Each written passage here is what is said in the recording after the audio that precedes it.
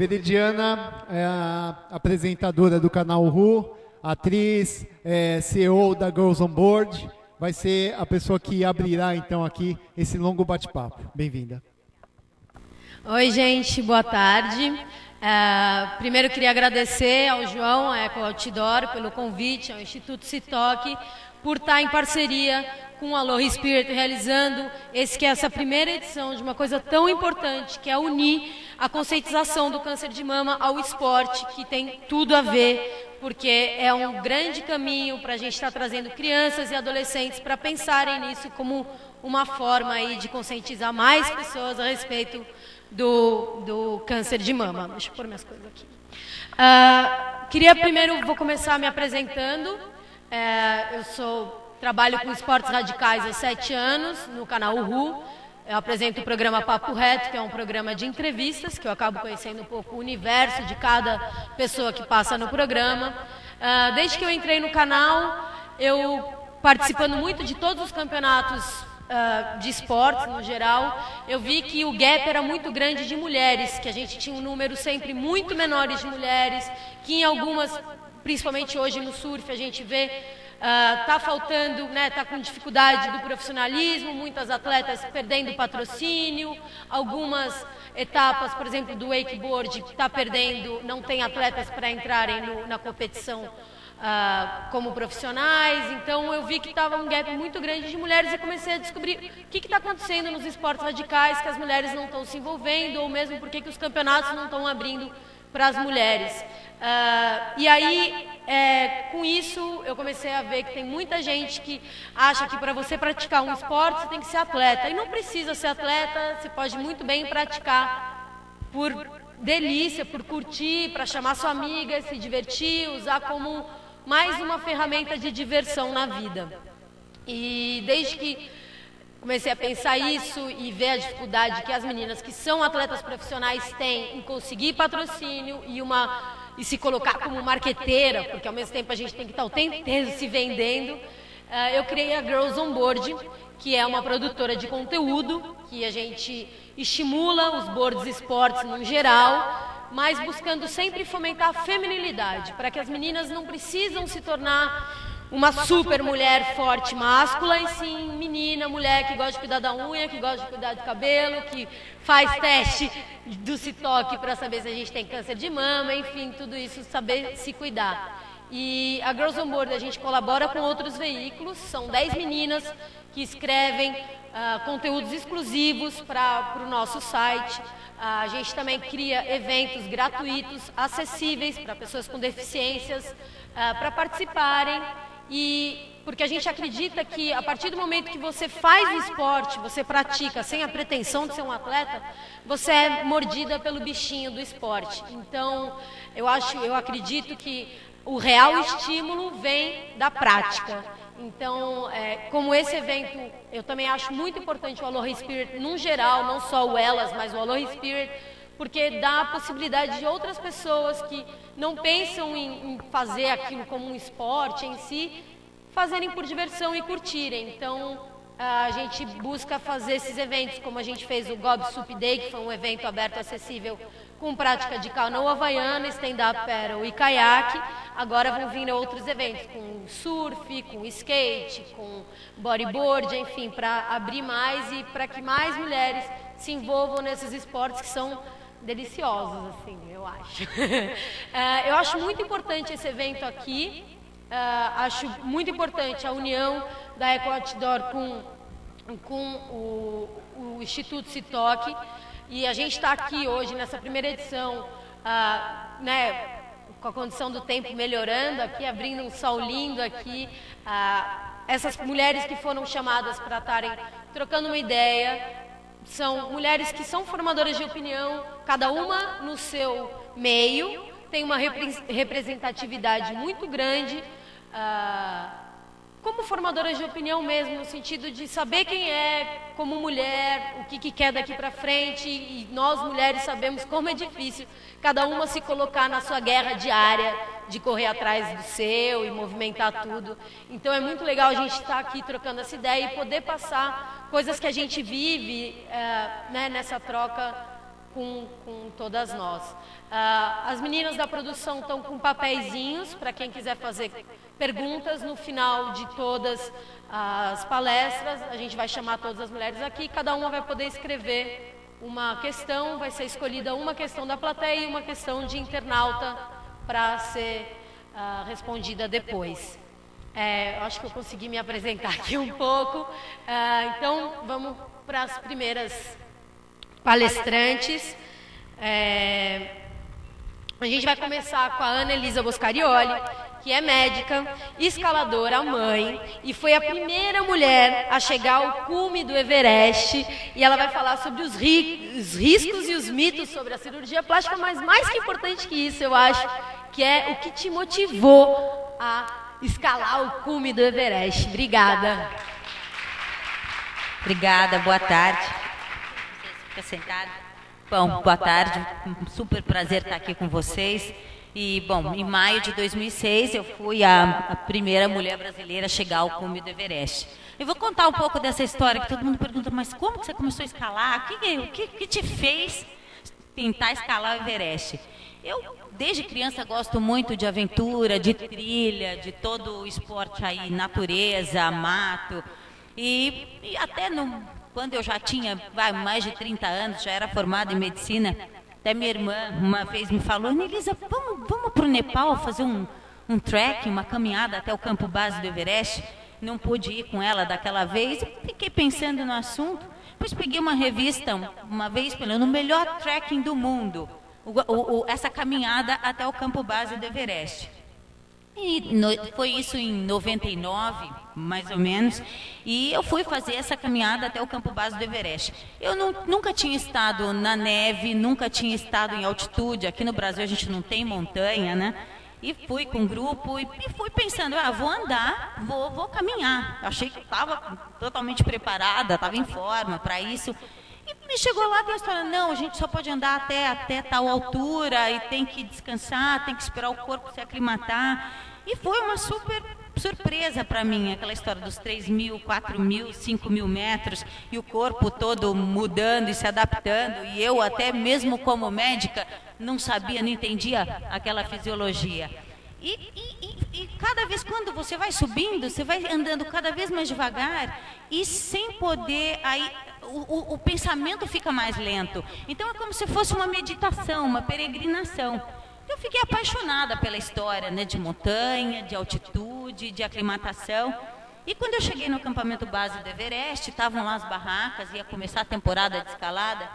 E eu falei, puxa, a gente pode ir até ali. Logo começava, depois do acampamento base, já entra no gelo, e tem a cascata de gelo, né, pelo lado do Nepal. E eu falei, a gente pode caminhar um pouco ali na frente? Aí me falaram, não, você não pode passar daqui, porque a gente só pode fazer o trekking. Dali são só os alpinistas que vão escalar o Everest. Então, a gente só tem o permit para chegar até aqui. E eu falei, puxa, mas tem algum brasileiro que já escalou? E aí pensei, tem alguma mulher que já subiu? Falaram, não, nenhuma mulher brasileira ainda chegou ao cume do Everest. Eu fiquei quieta e voltei do acampamento base, aquela caminhada toda para o último acampamento, pensando, nenhuma mulher?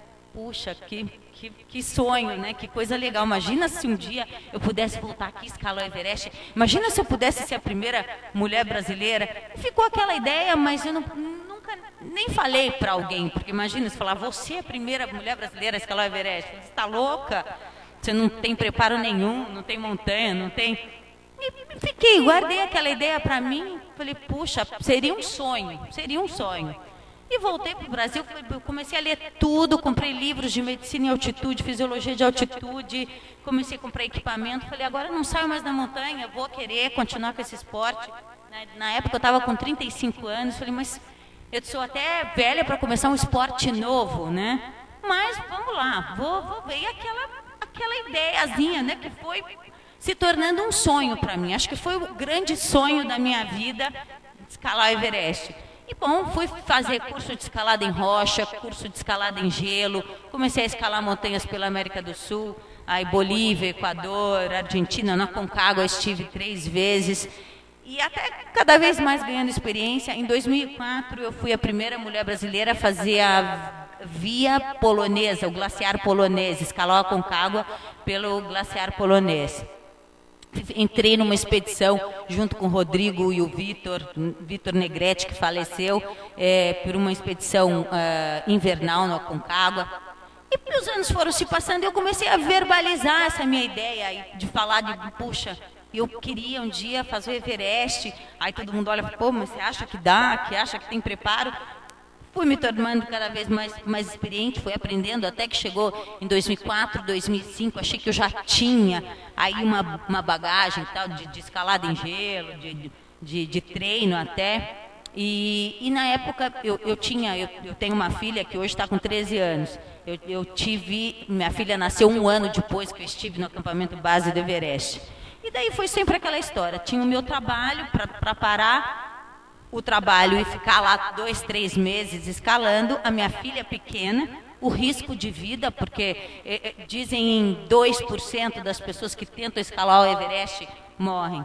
E o meu marido, que um dia que eu falei para ele, se escalar o Everest, ele falou, você está louca? E eu não falei mais, deixei passar um tempo, até que em 2005, 1 ano antes, eu fui para o Nepal, falei, eu preciso de uma experiência ainda mais próxima antes de tentar direto o Everest. Eu quero usar oxigênio, quero chegar numa montanha, já tinha chegado a 7.000, o Everest é 8.800.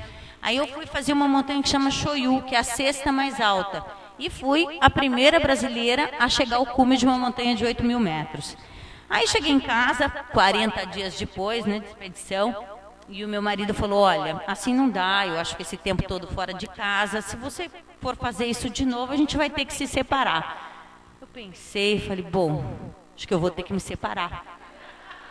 Eu vou fazer o Everest. Não tinha mais como, aquilo estava para mim assim, esse é o sonho da minha vida, ou eu vou atrás, ou eu vou passar minha vida inteira pensando, puxa, eu podia ter tentado, podia ter ido atrás do meu sonho. E enfim, então a gente até chegou num acordo, ele tentando me fazer desistir, ele falou, então, tá bom, por que você não faz um Ironman antes? Eu falei, agora ela desiste, né? Daí eu falei, boa ideia, porque daí eu vou decidir. Treinei, fiz o Ironman Brasil, terminei, falei, agora eu estou preparada. Aí eu me senti ainda melhor fisicamente e fui em 2006, me organizei toda no trabalho, consegui deixar o consultório por 3 meses, uma logística bem assim toda, financeira, tempo, família, é uma loucura. Mas a gente tem que se não for assim, nada é fácil, nada na vida é fácil. E lá, a escalada foi tudo super bem, escolhi uma empresa, fui com uma empresa comercial grande, famosa, que uma das mais caras, eu queria me cercar de tudo que pudesse, então eu estava preparada fisicamente, eu estava preparada de equipamento, eu queria estar preparada, cercada de pessoas com experiência para ter o mínimo risco de um acidente, de morrer e deixar minha filha, né, coisa que eu mais me preocupava. E foi, a escalada em si é todo esse processo, esses 7 anos que eu fiquei aí treinando e fazendo outras coisas, e na montanha a mesma coisa, cada dia é um cume, cada dia é um sofrimento, cada dia você tem dificuldades, acho que como tudo aí na vida, o próprio câncer, a própria profissão, a própria vida em si, todo dia tem um problema, aí você passa aquele, no dia seguinte tem mais um, você tem que estar preparada para aquele próximo, e o que te mantém ali em busca do objetivo é o foco mesmo, é aquela coisa lá no fundo, que é um objetivo, que é onde você quer chegar, que é o cume da montanha, que está lá, que você tem que continuar visualizando. Você vai tirando as coisas da frente, parando um pouco, às vezes tem que retroceder um pouquinho e continuar tentando. E eu lembro que éramos 9 começando, eu era a única mulher, e depois assim foi de primeiro, segundo, terceiro, quando 4 já tinham desistido, estava todo mundo um pouco triste. Aí todo mundo olhou para mim na mesa. Eu falei, por que vocês olharam para mim? Porque eu sou mulher? Não vou ser a próxima. Se tudo continuar bem, eu vou chegar lá.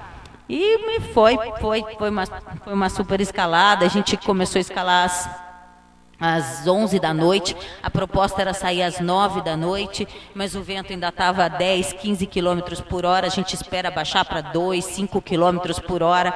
É muito frio. Com um pouquinho mais de vento não dá para fazer cume. Então, a saída foi bem complicada. No dia, o guia, o líder falava, olha, se o vento continuar, a gente vai ter que descer tudo, depois começar tudo de novo. Aquilo é uma super situação de estresse. E no fim, o vento acalmou, a gente saiu às 11 da noite, conseguimos fazer cume às 10 horas da manhã. E um pouco antes do cume, umas 2 horas antes, eu não tinha conseguido comer nada de carboidrato, não tinha conseguido tomar água, eu comecei a me sentir mal, tive que parar, e o líder falou, Ana, você não está bem, eu acho que você tem que descer agora, porque você tem 2 horas para frente, senão você pode morrer na descida. Falei, não, o cume estava ali, falei, não, eu estou bem, eu conheço meu corpo, eu preciso de um pouco de gel, de carboidrato, e vou continuar. Foi uma decisão ali na hora, quer dizer, ou você vai morrer, ou para agora, Mas, enfim, eu até pelo tanto de treino, de coisa que eu já tinha feito, eu sabia que eu precisava de um pouquinho de glicose, um pouquinho de água. E fui bem até o cume. E não estava um dia muito estável, estava ventando, a gente ficou 15, 20 minutos no cume, tivemos que descer. E, então, é aquela coisa, eu tinha várias ideias, falei, não, lá era o ponto do meu sonho, era o ponto final de todo aquele caminho que eu tinha feito. Falei, eu quero fazer uma filmagem, eu quero ligar do telefone via satélite, eu quero olhar toda a paisagem, mas na verdade é uma confusão, porque você chega, puxa, consegui toda aquela emoção e tem toda a descida, porque você fica preocupada, as pessoas morrem na descida.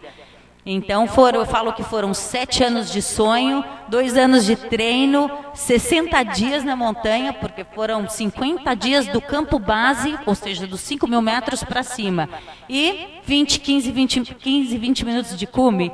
Então, aí para falar, poxa, mas você faz tudo isso para ficar 15 minutos? Mas eu acho que é toda a história, é todo o caminho, todas as pessoas que você encontra, todas as dificuldades que você encontra, todas as soluções que você encontra, e tudo é um grande aprendizado. Então não é só o cume, né? Toda a história que vale. Então acho que é isso. Eu fiz o Everest com 40 anos, então às vezes tem gente que fala, mas não estou falando 40, 50, 60, eu vou fazer algum esporte agora, vou remar. Mas pode ser a qualquer idade, você pode começar a hora que você quiser, eu acho que... E tudo, toda hora, tudo dá tempo e a gente tem que ir atrás do que a gente tem vontade de fazer. Porque a vida é uma só, até prova o contrário. Né? Então esse foi o sonho da minha vida. E agora é até difícil buscar, falar, poxa, e agora? O que você vai fazer, mano? Depois de um Everest, né? Mas é isso aí. Bom, essa é a história, depois acho que todo mundo tem um monte de dúvida, pergunta, e depois a gente... conversa mais alguma coisa, né, Viridiana? Acho que é isso, uma história meio rápida, pena que não deu para ter as imagens aqui, porque acho que as fotos são maravilhosas, né? É gelo, mas é tudo muito bonito. Eu curto muito montanha, é um lugar bem tranquilo, que me dá muita energia. Bom, acho que é isso. Obrigada. Oi. Dá pra ver, né? São mulheres bem fortes que foram escolhidas. Não é à toa que mulher foi escolhida para ser mãe, né? Porque só tendo esse poder todo para ter foco e seguir em frente, né? Não é fácil. Essas são as perguntas que passaram algumas pela internet. Então, por ordem aqui que a Remy passou, Ana Elisa. Na verdade, são 2 perguntas numa só. Quais são os seus próximos projetos? E a pergunta é, da internet, seu marido se divorciou de você ou não? Ainda não. Ainda não? E quais são os seus próximos projetos? Bom, eu depois do Everest fiquei assim, bom, e agora? Depois de um sonho tão grande, de objetivo tão grande, chegou aquele vazio. E agora? O que eu vou fazer? Por uns 6 meses ficou um vazio mesmo. Dá até um pouco de uma certa depressão, porque tinha aquele objetivo, aquele treino, tudo aquilo, aí depois... Bom, eu continuo escalando, eu amo montanha, é uma maneira assim, a minha profissão é um desafio, é uma profissão difícil, muito estressante. Eu digo que eu canso o corpo e descanso a mente na montanha. Então, montanha para mim vai ser sempre uma válvula de escape, um lugar onde eu consigo descansar, meditar, peregrinar um pouco, então eu vou estar sempre indo para a montanha. E por esses anos todos, assim, eu tinha o projeto de continuar a fazer os 7 cumes, os mais altos dos 7 continentes, mas até assim, nunca tive patrocínio, foi tudo sempre com o meu dinheiro, né? Veio da minha profissão, do meu trabalho. E, então fiz muita coisa, Bolívia, Peru, Equador, fui escalar de novo no Nepal, faço muita corrida de aventura, aí quando dá, se a Lucy chega em penúltimo, eu sou a última. Descobrimos então, não sei quem é a última. Eu treino menos que ela, menos ainda, porque o trabalho até não permite. Então ainda tenho esse sonho aí dos 7 Summits, né? Tô assim que possível, vou retomar. Então pretendo ainda terminar os 7 cumes mais altos dos 7 continentes.